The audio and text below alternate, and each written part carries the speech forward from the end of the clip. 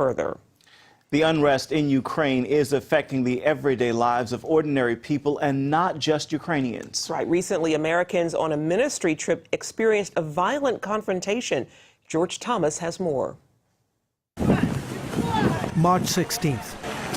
Gennady Mokhnenko and 6 Americans traveling on this bus had just finished ministering at a women's prison when dozens of pro-Russian demonstrators confronted them on the street. I was really afraid about my team. The confrontation was filmed and uploaded to YouTube.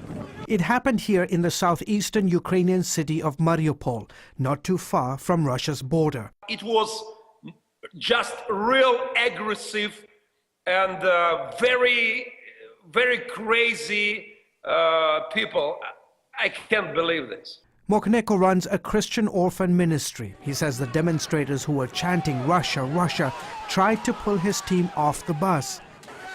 Fortunately, they managed to get away unhurt, but not before windows were smashed and their tires shot. The incident made the local news.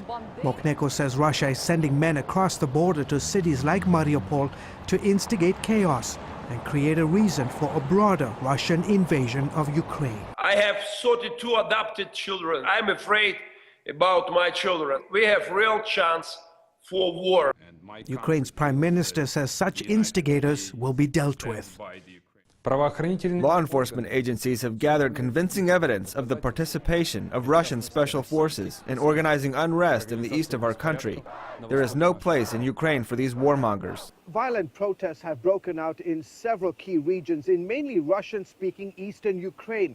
And in some cases, pro-Russian demonstrators have taken over government buildings, replacing the European Union flag with the Russian flag. This map shows the extent of the pro-Russian protests. For example, in Donetsk, north of Mariupol, hundreds of demonstrators stormed a government security building this week. The clashes between those for and against Russia are becoming more frequent and violent. The stakes couldn't be higher. Russia is adding more troops and military equipment at its border with Ukraine, poised to easily take cities like Kharkov and Donetsk and advance as far as Kiev, the capital, within 2 or 3 hours. George Thomas, CBN News.